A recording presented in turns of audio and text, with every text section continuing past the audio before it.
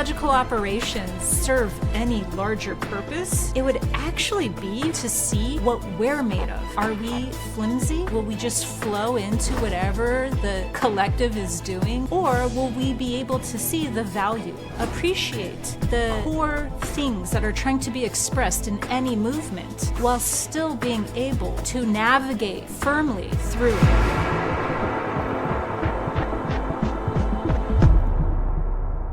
Psychological operations, or Psyops for short, make up all of our reality.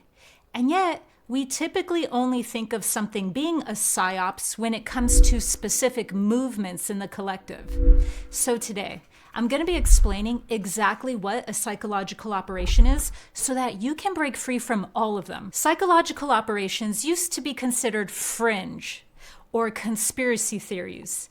But now, with so much declassified information, literally admitting that psyopses have been run so much, it is a fact.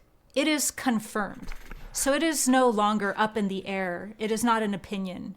It's now a matter of, will people admit to the truth? Because certainly the people who have been running the psychological operations have already admitted it and shown the evidence and proof. So, because of that, I know y'all been seeing them CIA videos, all them CIA agents coming out talking about, just basically talking about how fun their job is. That shit a little strange to me, bro. You know what I'm saying? I feel like it's like a recruitment. It's like saying, yo, this job fun, man. Come be a CIA agent. what is a psychological operation? A psychological operation is a test ran on a group of people to alter their behaviors, thinking, and actions. This is traditionally done before invading a region, but it goes far beyond that. These operations consist of planting strong narratives that are repeated to people to get them emotionally dysregulated. If you can control a person's mind and their perception of reality, then you can not only predict what they will do next, you can control them at a spiritual level. This is the true point of all psyops. Sometimes it's really easy for us to be able to clearly see a psychological operation as long as it's happening to other people and not our own personal, beloved psychological operations. In this case, it's a better place to start than anywhere because at least we're able to identify psychological operations that are happening. And I want y'all to mind you are a sovereign being. The universe don't look at you as no victim. No, none of that. You are a sovereign being. You are an individual, sovereign being. That's how the universe look at you. That's how God look at you. So understand, you have to be aware of these psyops, these games that they plan on us. All this ism that they plan on us, you gotta be aware of this shit. So you not basically damn near slipping up and you end up doing something that they over there tricking you to do. You doing something that, you feel what I'm saying? They playing with your mind and then they make you create actions that end up making you cause karma in your life, and then you have a perpetual karmic debt on you, and you just continually have a karmic debt on your back. And then eventually your kids and your kids gonna have that karmic debt.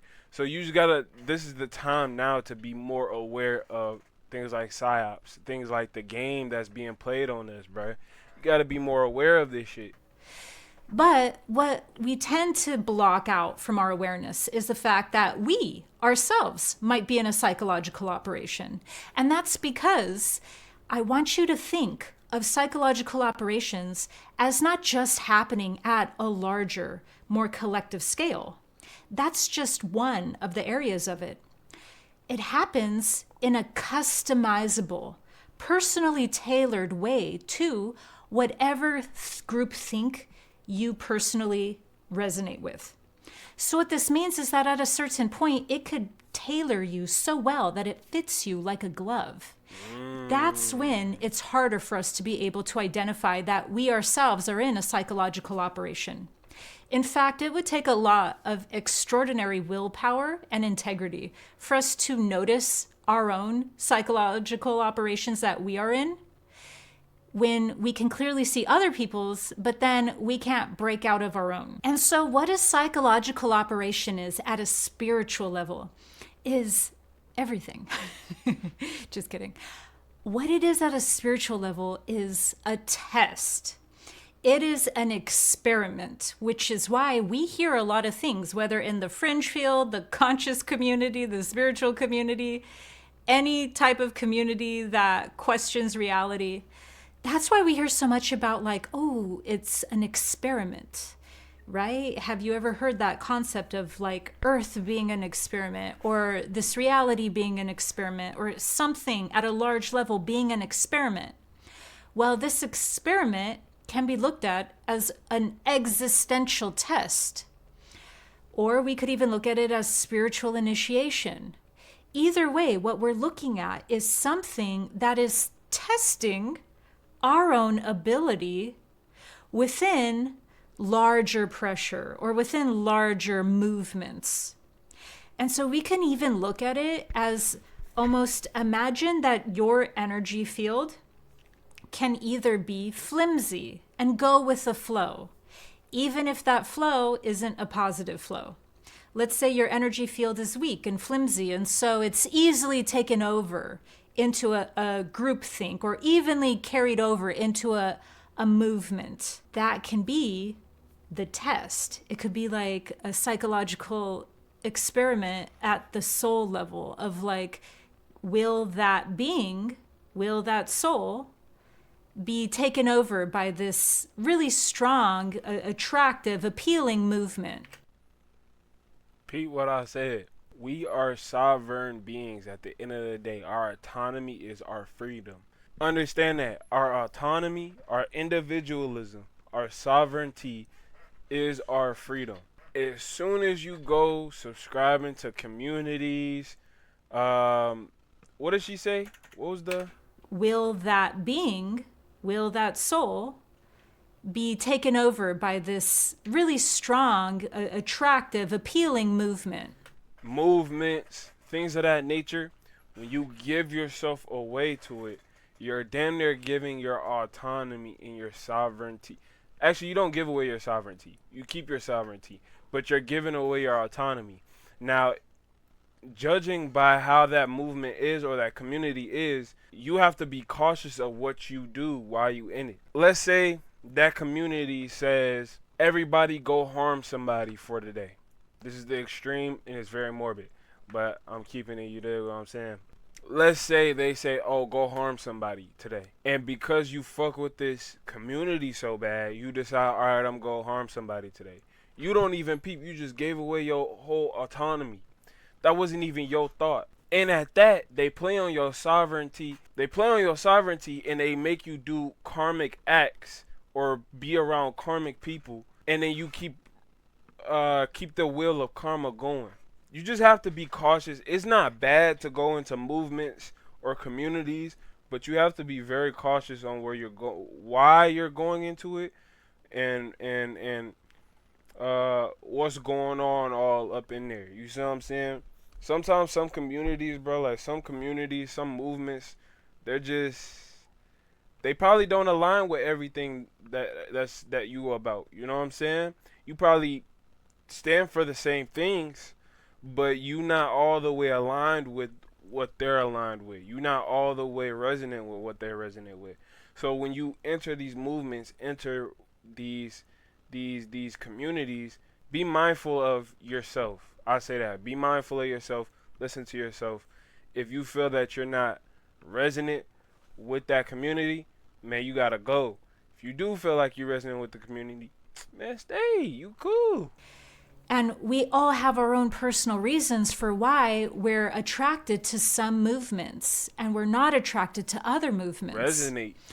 And once again, we can clearly see why some people are attracted and stuck in a movement when it's harder for us to see that we might still have our own biases.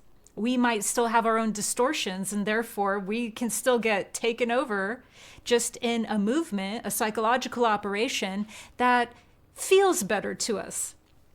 And so when it comes to it being a spiritual test, Now what we're looking at is something that's just larger than our own personal preferences.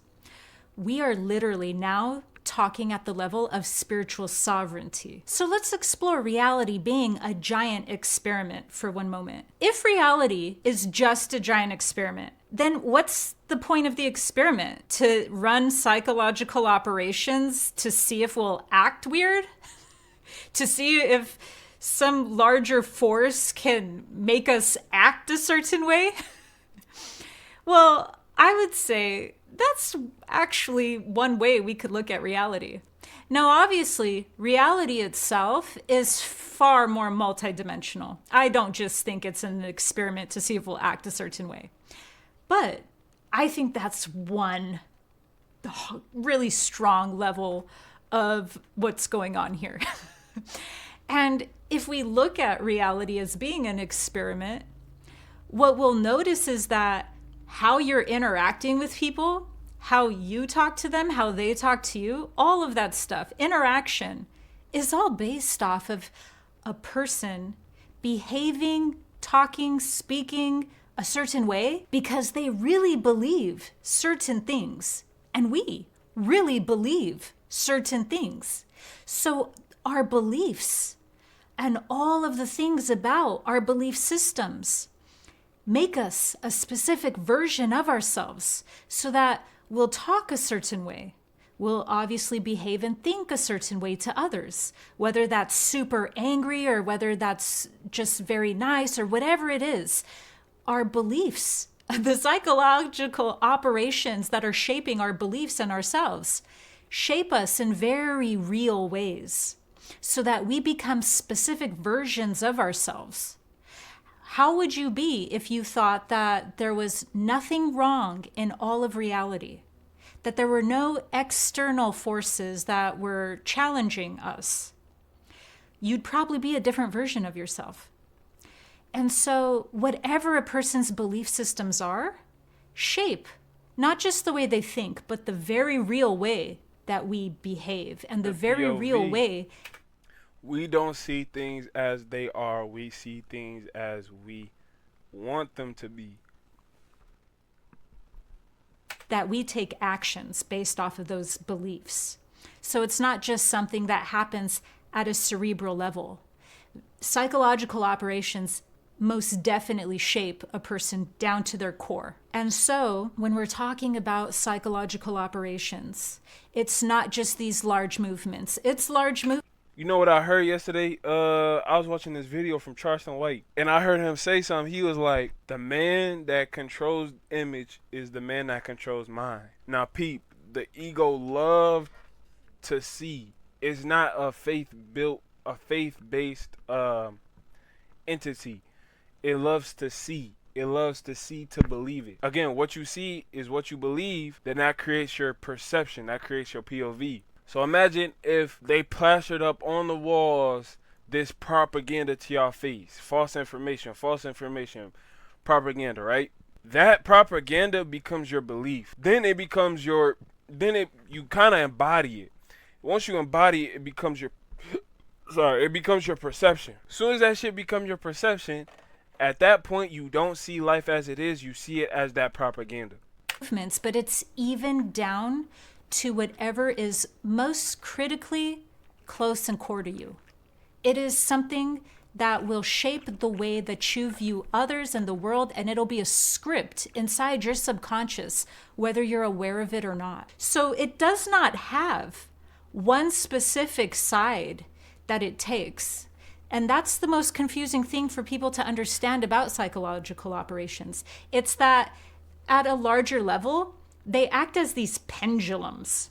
And these pendulums don't care about only one part of reality. They'll want to put you in such a strong reaction so that your pendulum swings all the way over to the opposite side.